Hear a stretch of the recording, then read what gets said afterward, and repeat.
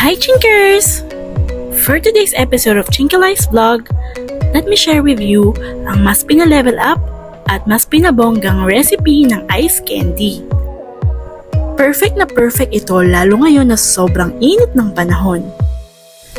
And in this video, isi-share ko sa inyo ang lahat ng sekreto sa paggawa ng super creamy and malabong texture na ice candy. Kaya ano pang hinihintay mo? Tara, luto na tayo! And before we start, here's all the ingredients that we need sa paggawa ng napakasarap na Magnum-inspired ice candies. And for the complete list of our ingredients, ilalagay ko ito sa ating description box below.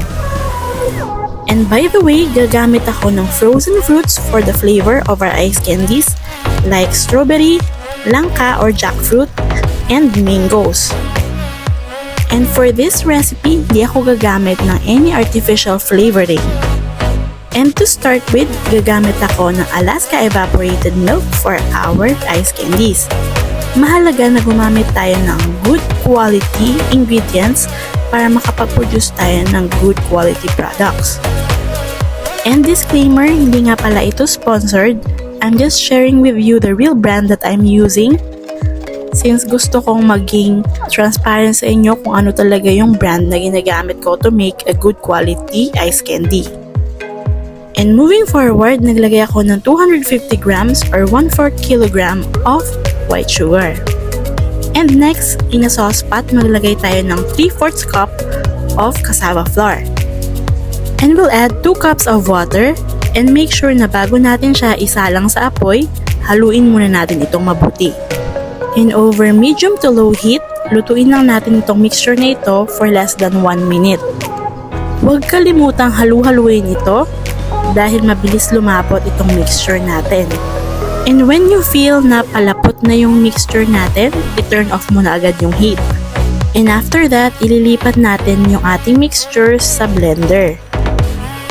At maglalagay tayo ng around 2 cups of water para ating i-blender ito kasama ng ating mixture. Mahalagang i-blender ito to make sure na smooth ang ating mixture at walang buo-buo.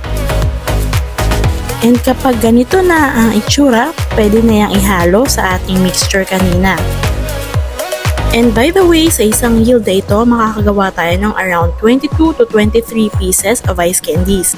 And to make sure na walang masasayang, so nag-add pa ako ng additional 1 cup of water sa ating mixture. And make sure na halu-haluin natin mabuti itong ating mixture.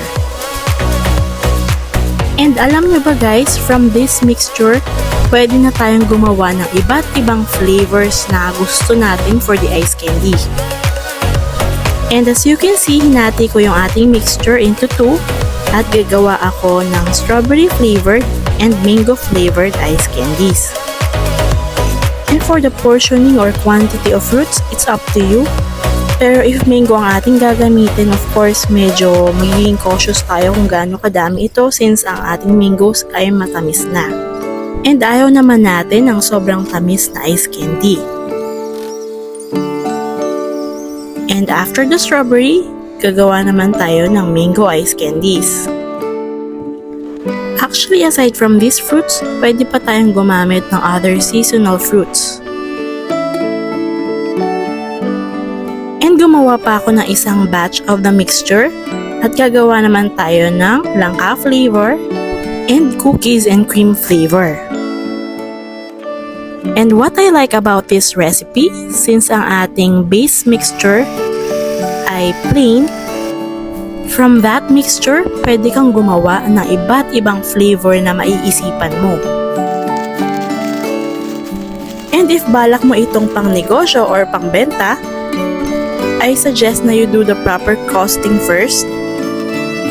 At itong ice candy na ito, it cost higher than the usual ice candies na nabibili natin since gagamit pa tayo ng chocolate bar for this kind of ice candy.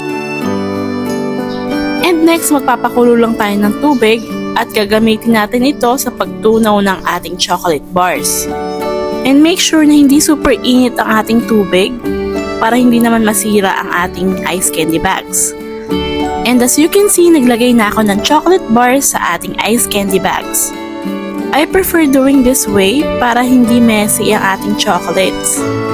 And after natin i-melt ang chocolates, i-spread naman natin sa ice candy bags yung melted chocolate. And just repeat the process on all of our ice candy bags.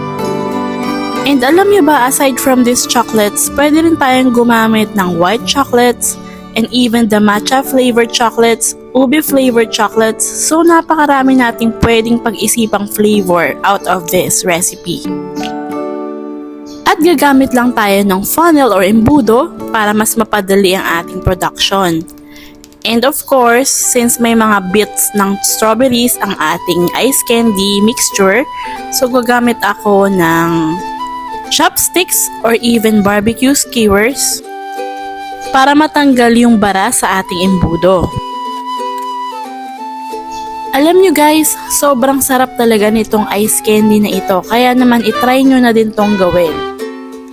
And what I like about this ice candy is yung kanyang chocolate bars na nakaka-add ng texture or added crunch kapag kinainan natin siya. Super perfect ito lalo ngayong summer na sobrang init ng panahon.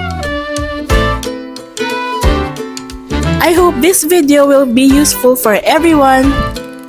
And I hope that you'll try this super winner recipe. And let me know if you like it.